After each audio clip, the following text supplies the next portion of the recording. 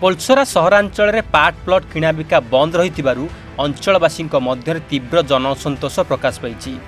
जहाँ ओडिशा सरकार निष्पत्ति प्रकार 500 वर्गमीटर पर्यंत प्लॉट किणा बिका हो पार हेले किणा बिका को नहीं आईनगत निष्पत्ति थिबा सत्वे अन्य सब रजिस्ट्री ऑफिस रे किणा बिका हेउची। मात्र बड़ दुख परितापर विषय है कि सरकार विज्ञप्ति प्रकाश पर पोलसरा सब रजिस्टर और तहसिलदार किणा बिका सकाशे कौन अनुमति प्रदान करू नथिबारु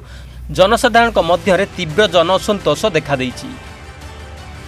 जहाँ आवश्यक समय स्वल्प परिमाण जमी किणा बिकार बंद हेतु निरीह लोक माने स्वास्थ्यजनित समस्या भोगिबा सहित कन्या विवाह छात्र छात्री उच्च शिक्षा भली बहु समस्या जर्जरित हेउथिबा अभियोग होइछि। जहाकु नहीं पोलसरा तहसिलदार दीप्तिमयी पात्र को भेटी एक दाबीपत्र प्रदान करा जाइथिबा बेले तुरंत एथिप्रति ध्यान दे समस्त समस्यार समाधान करिबा पई पार्ट प्लॉटर समस्त सदस्य माने दाबी करथिले। पोलसरा सर्वसाधारण निमंते जो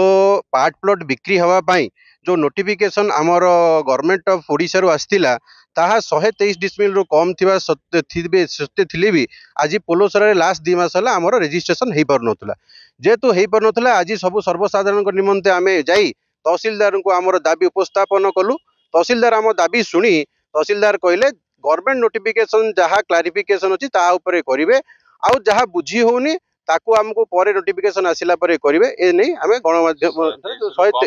123 रु कम थिबो जदी अर्बन एरिया रे ताले गोटे थरा ही प्लॉट प्लॉट करि परिवे ए सब जिंस को बहुत क्लारिफिकेशन थिबा सत्ते भी आमे बुझी न पारी तहसीलदार भी बुझी न पारी किछि आमको बतैथिले कि बाट किमिति फिटला आ केते करि हबो ताकू नै कि आमे डिस्कशन हिथिला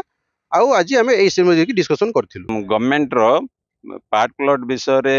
परमिशन थिबा सत्वे पोलसरा तहसील रे पार्ट प्लॉट रजिस्ट्रेशन होनथिला तेणु आज आमे सबु व्यवसायी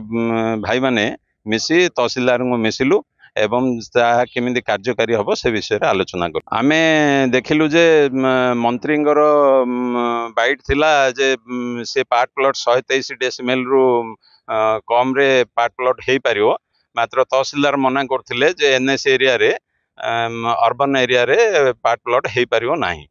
तेणु आमे आज तांको आलोचना कलु 123 डेसिमेल रु कम थिले रजिस्ट्रेशन करिया पई।